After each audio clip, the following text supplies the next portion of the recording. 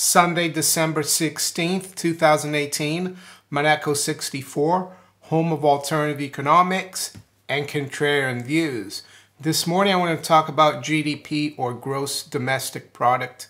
It's the way the government calculates what they perceive to be the health of the economy and what the country is producing.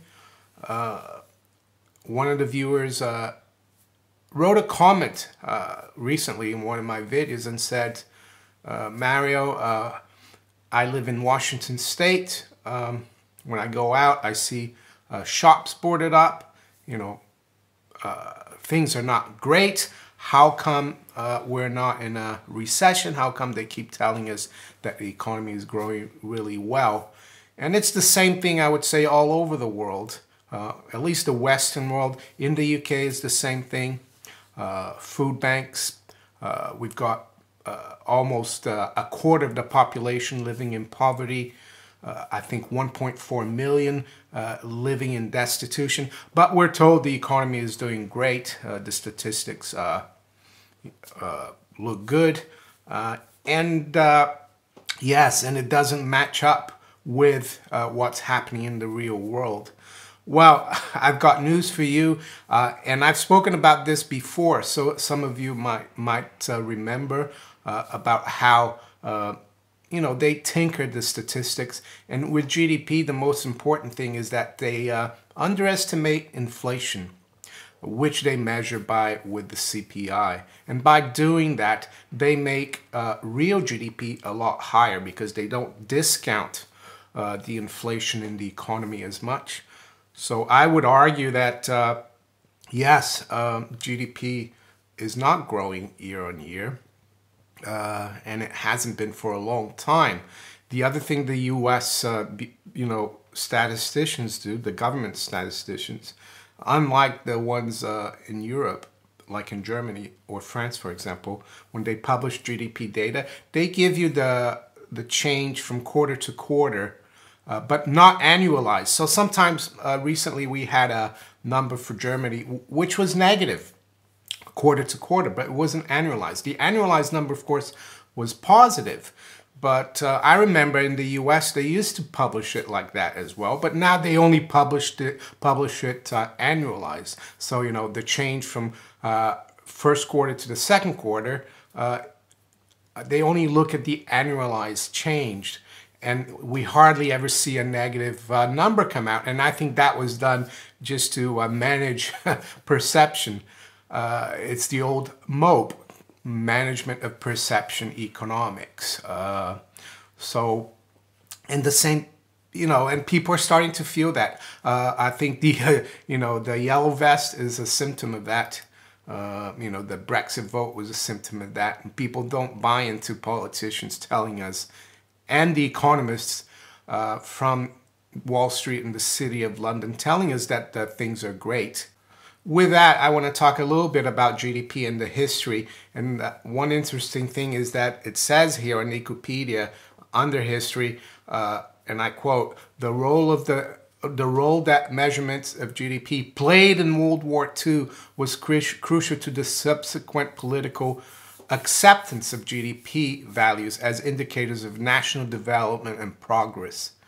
A crucial role was played here by the U.S. Department of Commerce under Milton Gilbert, where ideas from Kuznets were embedded into government institutions. So this is, as you see, it's like a wartime tool as well. So it's only because the U.S. government needed to determine how much the country is producing in order to kind of know what they could produce for wartime effort, which is not a free country, right? During wartime, all freedoms, go out the window. So it's interesting how they keep all these things that are used for wartime during peacetime, when we're supposed to have, defeated the enemy and we don't need that stuff anymore. The other interesting thing is how they measure it here. It says the expenditure approach. The third way to estimate GDP is to calculate the sum of the final uses of goods and services, all uses except intermediate consumption, measured in purchasers' prices. And it says here, components of GDP by expenditure. So the formula is GDP Y equals consumption plus investments plus government spending and net exports. Exports minus imports. It makes sense, right? What doesn't make sense to me is government spending, because government spending doesn't create wealth. Government spending is just like taking wealth from the private economy. So they should take that away from the GDP, you know. But now, in this formula, they add it to GDP. That's why the other reason why I think GDP is a lot worse than expected, unless you work for the government and you are a top bureaucrat, you're doing okay at the moment, because the U.S. is running deficits of budget deficits of over 5%. So that, all the other spending plus the deficit spending is added on to GDP. So I would also argue it's artificial, right?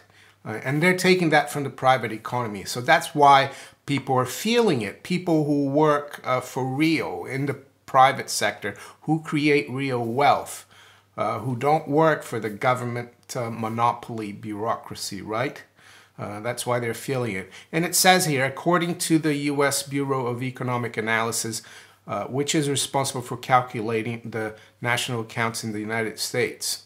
And they quote, in general, the source data for the expenditure components are considered more reliable than those for the income components. So they measure it through income as well, but they prefer the expenditure. The other thing that I spoke about, of course, is the fact that they underestimate CPI. And I recommend people go to shadowstats.com. I've been following John Williams for many years. You can subscribe to his service, but you can also look at what he says about CPI and all other statistics and how the government really is not telling us the truth about it.